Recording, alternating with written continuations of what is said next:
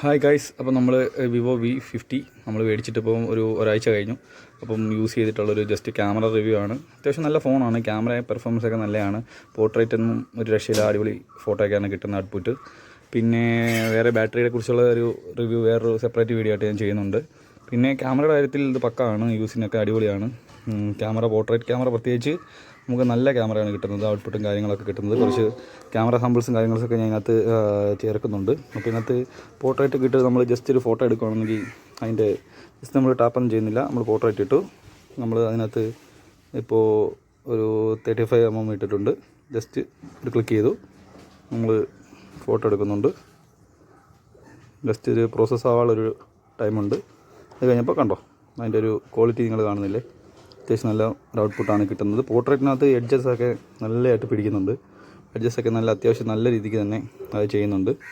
പിന്നെ നമുക്ക് വേറെ എടുക്കാം, നമ്മൾ ടാപ്പ് ചെയ്യേണ്ട കാര്യമൊന്നുമില്ല. ജസ്റ്റ് നമ്മൾ ഒബ്ജക്റ്റ് എടുക്കുക, ജസ്റ്റ് ഒരു ക്ലിക്ക് ചെയ്താൽ മാത്രം മതി. അതിനുശേഷം പ്രോസസ്സ് ആവുന്ന ചെറിയൊരു ഡിലേ മാത്രമേ ഉള്ളൂ നമുക്ക് തോന്നുന്നത്.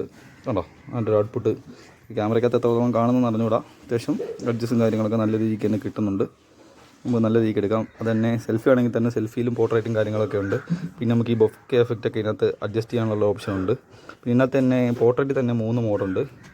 ഇതാകുമ്പം ഇന്നത്തെ ഈ 25mm ആകുമ്പം കുറച്ചുകൂടെ ഒരു ലോങ് ഡിസ്റ്റൻസ് കിട്ടുന്നുണ്ട്, അത് വൈഡ് ആംഗിൾ കിട്ടും. പിന്നെ അത് കഴിഞ്ഞിട്ട് 35mm ഉണ്ട്, 25mm കുറച്ചുകൂടെ ക്ലോസ് റേഞ്ചിൽ കിട്ടും. പിന്നെ 50mm, അപ്പോൾ അതാകുമ്പോൾ നമുക്ക് നല്ല ക്ലോസ് ഷോട്ട് തന്നെ കിട്ടും. പിന്നെ അതിനകത്ത് ഫ്ലാഷ് ലൈറ്റ് ഓണാണ്, അതിൻ്റെ ചെറിയ ഇതുണ്ട്. ഫ്ലാഷ് ലൈറ്റ് നമ്മൾ ഓഫാക്കിയിട്ടിട്ടും നമുക്ക് എടുക്കാം. ജസ്റ്റ് ടാപ്പ് ചെയ്യേണ്ട കാര്യമൊന്നുമില്ല, ജസ്റ്റ് ക്ലിക്ക് ചെയ്യുക, നമ്മൾ പ്രോസസ്സ് ചെയ്യുക. ഫോട്ടോ ഔട്ട്പുട്ട് പ്രോസസ്സ് ആവുന്ന ചെറിയൊരു 2-3 സെക്കൻഡ്സിൻ്റെ ഒരു ഡിലേ ഉണ്ട്, അത് മാത്രമേ ഉള്ളൂ. പിന്നെ ഡിസ്പ്ലേയുടെ കാര്യം പറയുകയാണെങ്കിൽ ഡിസ്പ്ലേ അടിപൊളി ഒരു ഡിസ്പ്ലേ ആണ്. അത്യാവശ്യം നമുക്ക് നല്ല വിഡ്ത്തും കാര്യങ്ങളൊക്കെ ഉള്ള നല്ല കോഡ് കർവ്ഡ് ഡിസ്പ്ലേ ആണ്. അപ്പോൾ അതിനകത്ത് അത്യാവശ്യം നമുക്ക് നല്ല രീതിക്ക് വീഡിയോസും കാര്യങ്ങളൊക്കെ കാണാം. നല്ല എഡ്ജസൊക്കെ ഫുള്ള് നമുക്ക് കിട്ടുന്നുണ്ട്. ഇതിനകത്ത് നമുക്ക് നല്ല വെസൽസോ കാര്യങ്ങളൊന്നും കാണാനില്ല, അത്യാവശ്യം ഫുൾ ഡിസ്പ്ലേ തന്നെ ഉണ്ട്, നല്ല ക്വാളിറ്റിയുള്ള ഡിസ്പ്ലേ ആണ്. പിന്നെ ഈ പോർട്രേറ്റിൽ തന്നെ നമുക്ക് കുറേ മോഡ്സ് ഉണ്ട്. ഇതിനകത്ത് ഓരോ അതായത് ഓരോരോ ഇത് ലെൻസ് സെറ്റ് ചെയ്ത് വെച്ചിട്ടുണ്ട്. എന്നാൽ 25mm എടുക്കുമ്പം അതിൽ നമ്മൾ ക്ലിക്ക് ചെയ്യുമ്പം ആ ഒരു ഫിൽറ്റർ കൂടെ ആഡായിട്ട് വരുന്നതാണ്. പിന്നെ 35mm ആകുമ്പോൾ കുറച്ചുകൂടെ അതിനകത്ത് ആ ഫിൽറ്റർ വ്യത്യാസം നിങ്ങൾക്ക് കാണാൻ പറ്റും. അടുത്തെടുക്കുമ്പം അത് കുറച്ചുകൂടെ ക്ലോസ് റേഞ്ച് വരും. അതിനകത്ത് 2 ഫിൽറ്റേഴ്സ് ഉണ്ട്, അപ്പോൾ ആ ഫിൽറ്റേഴ്സിൻ്റെ കളർ വ്യത്യാസം നിങ്ങൾക്ക് ഇതിനകത്ത് കാണാം. അപ്പോൾ അങ്ങനെ എടുക്കാൻ പറ്റും. പിന്നെ ഇതിനകത്ത് തന്നെ നമുക്ക് ഫിൽറ്റർ പിന്നെയും ചേഞ്ച് ചെയ്യാനുള്ള ഓപ്ഷൻ ഉണ്ട്. ഇതിനകത്ത് കുറേ അധികം ഫിൽറ്റേഴ്സും കാര്യങ്ങളൊക്കെ ഉണ്ട്. നമുക്ക് ഓട്ടോമാറ്റിക്കലി എടുക്കാം, അല്ലെന്നുണ്ടെങ്കിൽ നമുക്ക് സെലക്ട് ചെയ്ത് കൊടുക്കാം, ഇല്ലെന്നുണ്ടെങ്കിൽ നൺ കൊടുത്തിട്ട് വേണമെങ്കിലും നമുക്ക് എടുക്കാൻ പറ്റും. അതിനകത്ത് കുറേ സ്റ്റുഡിയോ എഫക്റ്റും കാര്യങ്ങളൊക്കെ ഉണ്ട്. പിന്നെ അല്ലാണ്ട് ബ്യൂട്ടി ക്യാമറ ഉണ്ട്, അതിനകത്ത് നമുക്ക് കുറേ കാര്യങ്ങളൊക്കെ ചെയ്യാൻ പറ്റും. പിന്നെ ഫ്രണ്ട് ക്യാമറയും അത്യാവശ്യം നല്ലതാണ്. പിന്നെ കുറേ സാമ്പിൾസ് അതിനകത്ത് ചേർക്കുന്നുണ്ട്.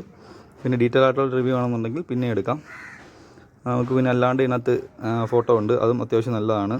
അത് നമുക്ക് X ഉണ്ട്, പിന്നെ 1 ഉണ്ട്, പിന്നെ 2X ഉണ്ട്. 1 എടുക്കാം, നമുക്കിങ്ങനെ സ്ക്രൂ ചെയ്ത് എടുക്കാൻ പറ്റും. മാക്സിമം 20x വരെ കിട്ടും. 1x 2x മാക്സിമം നമുക്ക് 20x വരെ എടുക്കാം. 20x എടുത്തൊരു ഫോട്ടോയുടെ ഔട്ട്പുട്ട് ഞാൻ കാണിച്ചു തരാം. 20x എടുത്തത്. അത്യാവശ്യം പ്രോസസ്സ് ആവുന്നൊരു ടൈം എടുക്കും, അതേ ഉള്ളൂ.